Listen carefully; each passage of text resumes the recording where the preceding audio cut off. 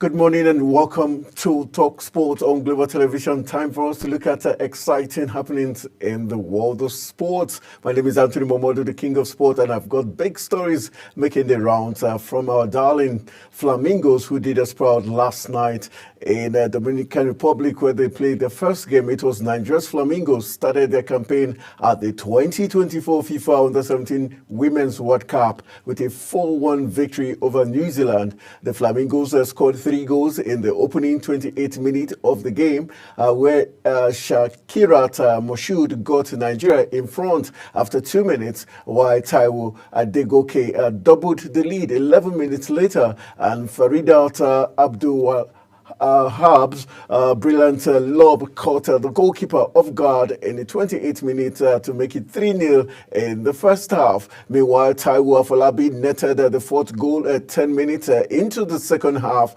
However, New Zealand pulled a goal back through Hannah Saxion on the hour mark as the Flamingos will take on Ecuador in the next game on Saturday. So we want to say congratulations to the Flamingos, but that's not all. We came out with the player of the match, as one lady. Yes, the Flamingos captain Taiwo Afolabi scooped the player of the match prize following the team's 4-1 victory over New Zealand on Wednesday night. The playmaker bossed feed in their counter as Afolabi scored Nigeria's 4th goal of the game 10 minutes after the break, and Shakira Moshood, like I told you, was in the act also. Likewise, Khadijat Adegoke and Faridat Abdul Wahab were the other goal scorers for Nigeria in the game. Meanwhile, Hannah Sasson scored the consolation goal for New Zealand as Ecuador defeated host Dominican Republic 2-0 in the other group game. The Flamingos will face Ecuador in the next game at the FIFA Under-17 World Cup going on, and Women's World Cup that will be on Saturday. But let's just have a feel of how Nigeria did beat New Zealand yesterday at the FIFA Women's World Cup.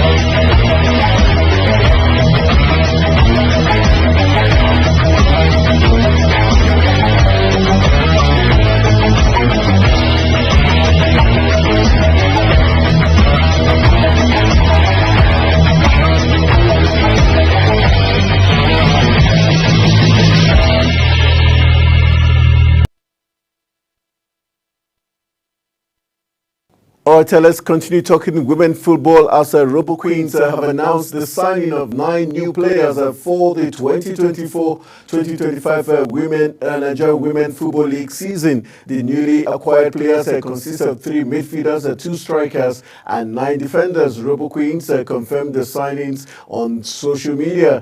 Recall that the Robo Queens missed out on a place in the NWFL's Playoff Sports last season. A date for the new season is yet to be announced by the organizers. All right, still talking female football. Let's talk about the Super Falcons defender who is back from injury. Let's tell you that Super Falcons defender Ashley is taken over by emotions following her return from injury that sidelined her for 6 months after surgery on her right foot. The England-born made her return to Al Ittihad earlier this week in a narrow 1-0 win against Al Ula in the Saudi Women's Premier League, coming on as a substitute. In another statement on the same platform, the 26-year-old delivered a more profound thank you message before her anticipated return to action for her club. Plumtree had a 2-week rehabilitation after a week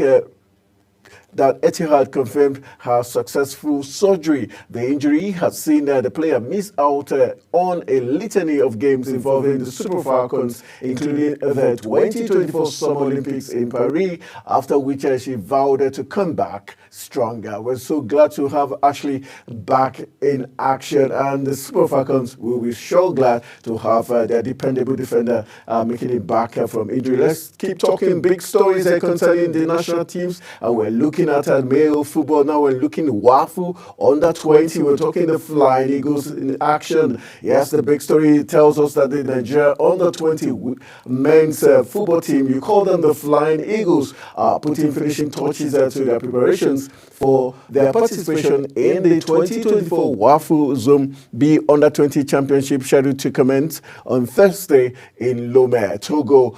Detailing the camp update following their arrival at the Togolese capital city on Tuesday, the team's media officer Sherif Abdallah revealed that the team had its first training session on Wednesday morning at the Omnisport Mini Stadium in Lomé, which lasted for 1 hour 30 minutes, with all 20 players participating, and they have had the second exercise at the same venue on Thursday before taking on Burkina Faso for their opening game on Friday. Meanwhile, coach Aliyu Zubail on Tuesday released a list of 20 players to fly Nigeria's flag at the championship, which serves as a qualifying tournament for next year's Africa Under-20 Cup of Nations. The contingents of 20 players and 12 officials arrived in Lomé on Tuesday afternoon following an intensive one-week final camping program at a high-grade Remo Stars training complex in Ikenne, Ogun State.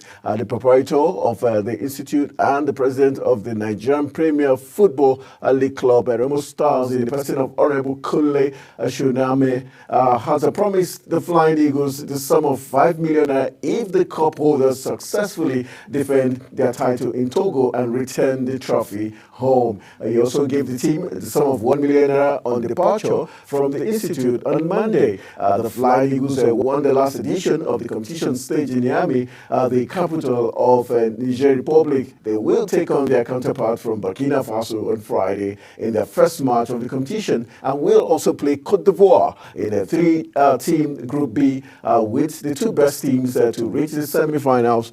Group A has host Togo. We're looking at the Junior Hawks of Togo and Niger Republic and Benin Republic, the Cheetahs of Benin Republic. Let's run through the squad. We've got the squad list it's going to be shown on the screen right now, the squad list of the Flying Eagles. Let's look at the squad list of the Flying Eagles with the goalkeepers. We've got Ifeanyi, yes, Ifeanyi there from Port Harcourt, plays for Sporting Lagos. We've got Natal Wosu. He plays for Nasarawa United. And the defense lineup, we've got Adamu Megeri from Academy Warriors of Maiduguri, my favorite team. And we've got Daniel Bameyi, who plays for Bayelsa United. We've got Kenneth Igboke, who plays for the Flying Antelopes, talking about Enugu Rangers. Haruna Aliyu from Doma United. Musa Ademu from Wireless FC. And Olalekan Alabi plays for Academy Warriors of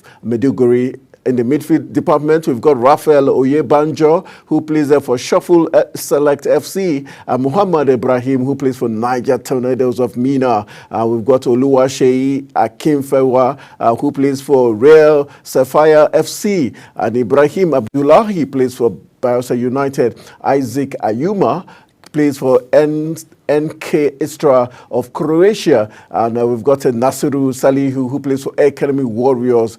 For the attacking line, we've got Divine Odise, plays for Foster FC. Charles Agada plays for Mavlon FC, and Akbarobo Areri plays for Beyond Limits FC. Olalekan Amole, who plies his trade with Rare Sapphire FC, and Olalekan Ibrahim again. This another Olalekan Ibrahim plays for Central Academy.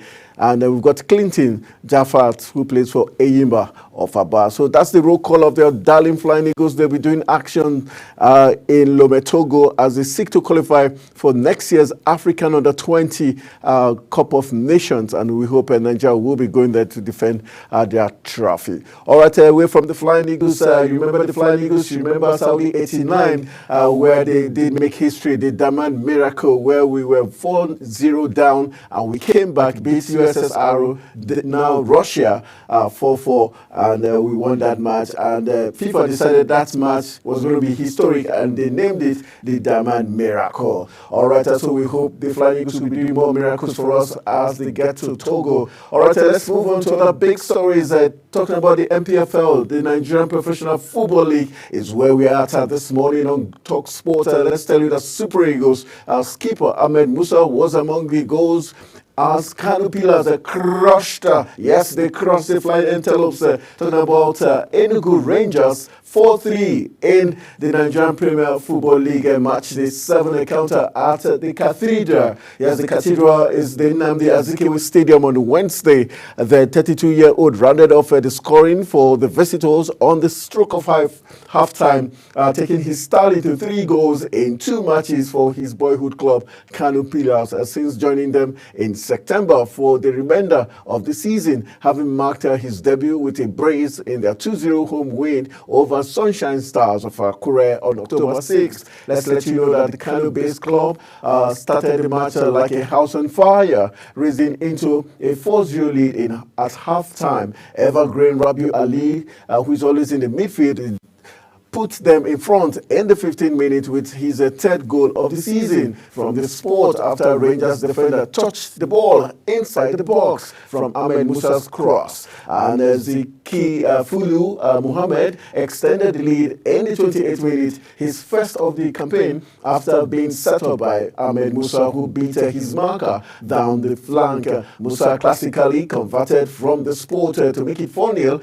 after running from the midfield to beat 4 Rangers defenders to slot the ball home. All right, just to let you know that Rangers did put up a face-saving fight back that yielded 3 goals, with Isaac Xavier reducing the tally in the 47th minute before completing his brace in the 59th minute of action, while their visitors' effort yielded a 3rd on the stroke of regulation time through Emmanuel Nenrot. So that's what went down at the Cathedral, talking about the Nnamdi Azikiwe Stadium there, where Kano Pillars beat Rangers by 4 goals to 3. A very exciting one with Super Eagles captain Ahmed Musa in full flight there. All right, moving on, still talking MPFL matters. Let's tell you that Kingdom Osahi says he is delighted to have joined reigning Nigerian Premier League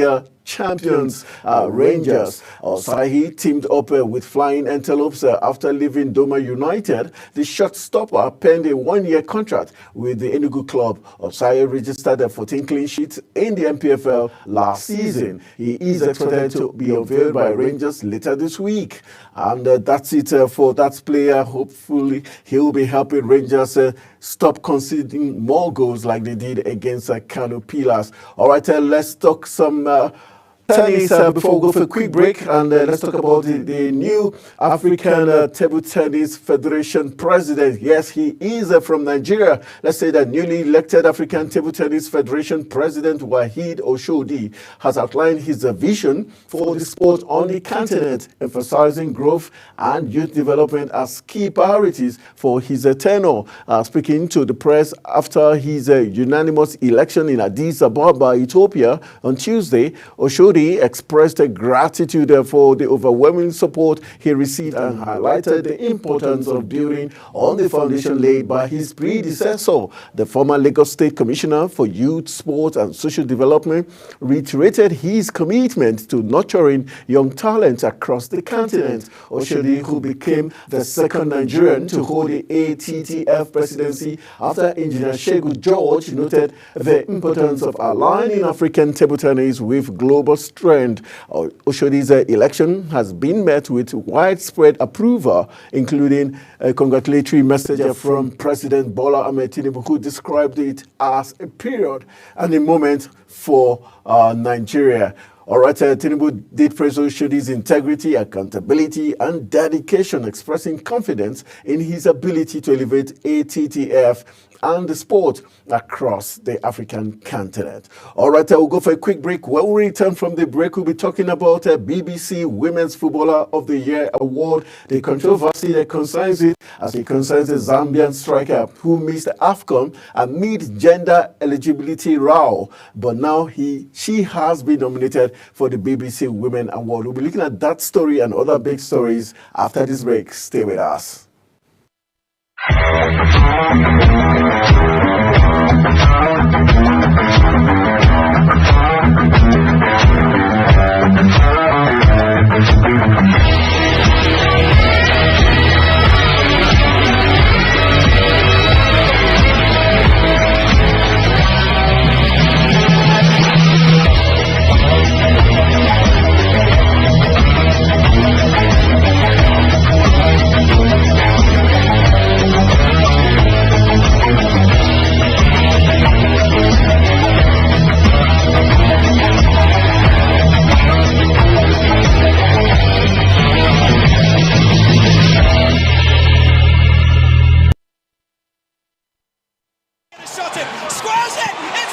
It's time for sports' biggest moments on global television. The headlines, scores, breaking news, and commentaries on sporty events. Talking with the biggest players, strikers, and about the slam dunks and goals, stunning saves, near misses, and upsets. Let's talk about the greatest home runs, comebacks, knockdowns, and victories. Talk sports with the king of sports, Anthony Momodu. Weekdays, 10 a.m. Don't miss out. Oh, that goal! Beautiful work from the wingers!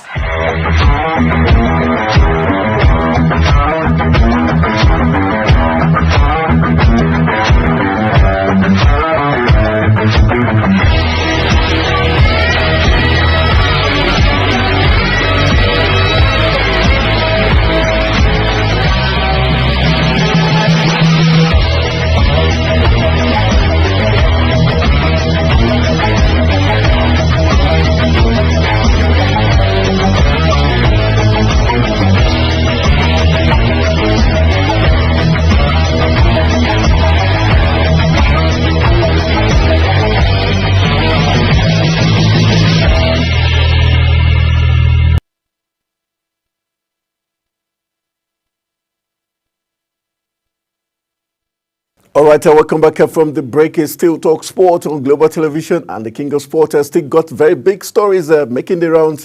Let's take you to this story. Very controversial, concerns BBC Women's Footballer of the Year. It has to do with the Zambian striker Barbara Banda has been nominated by the BBC Women's Footballer of the Year prize, despite the star having been at the center of a gender eligibility row. Banda had been included as one of the 5 nominations for the annual prize, alongside Naomi Gemer, Carolina Graham, and Sophia Smith, and the reigning Ballon d'Or holder Aneta Bonmati. The forward became the second most expensive women's signing in history after joining Orlando Pride for £581,000 last year.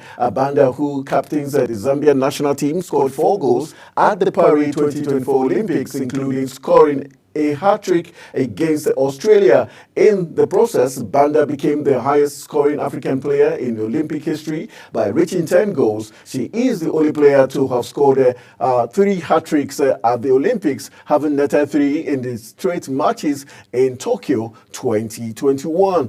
Her hat-trick against the does caused a controversy, with Olympic bosses criticized for allowing Banda and teammate Rachel Kundanaji to feature. The Zambian were initially reported to have failed gender eligibility test ahead of the Women's African Cup of Nations in 2022.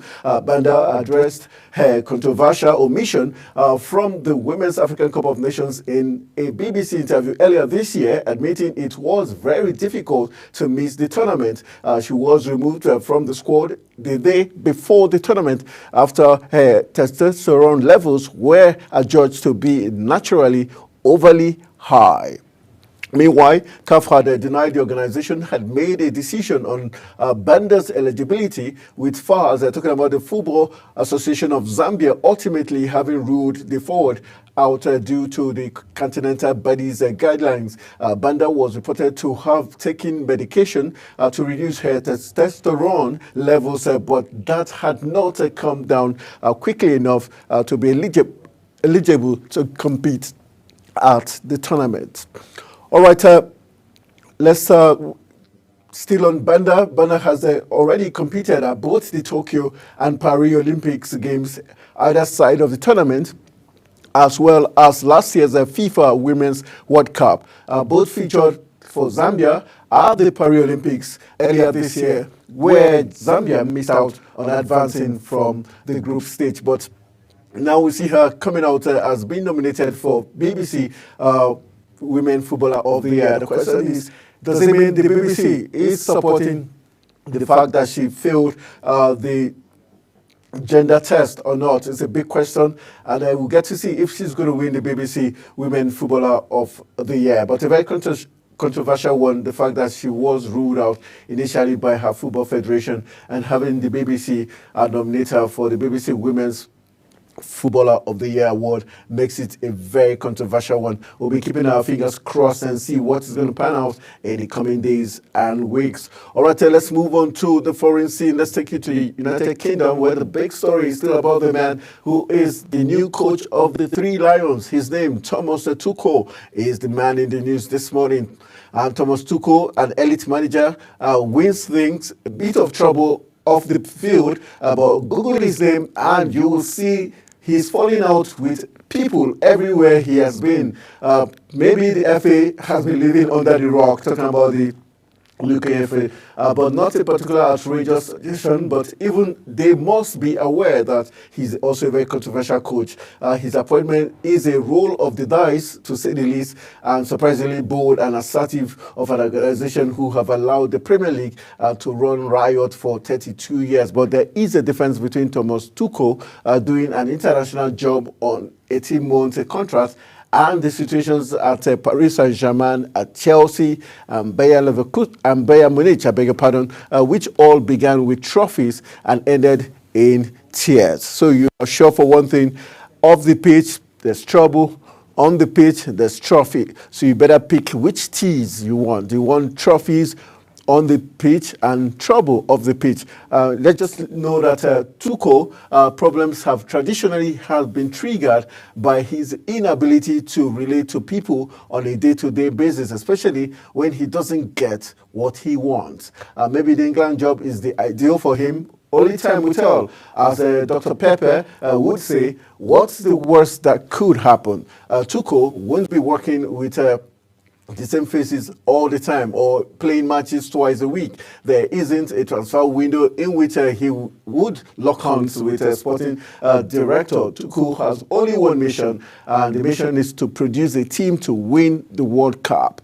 Is that a fair burden to put on Thomas Tuchel? Only time will tell. And is that a way to already put amazing, massive pressure on the New England coach? Also, time will tell if he's going to succeed. But Thomas Tuchel definitely is a very interesting figure. But let's take you to the next story, where one man who knows Thomas Tuchel very well is talking this morning. We're talking about ex-Bayern Munich president is in the news this morning. As a former Bayern Munich president, Uli Hoeneß is one man who has been left unimpressed by the appointment of Thomas Tuchel as the New England manager, branding the German a disaster. The 51-year-old has been confirmed as the new permanent Three Lions boss, having signed a contract worth £6 million a year. On Tuesday, Tuchel will start work in January on a deal that runs for 18 months, meaning the 2026 World Cup in North America could be his only tournament in charge. The former Chelsea boss will only be the third non-English manager to manage the England team, and the first since Fabio Capello quit in 2012. In the press conference, which announced that his appointment is expected to be held in Wembley tomorrow, which will be attended by FA Chief Executive Mark Bullingham.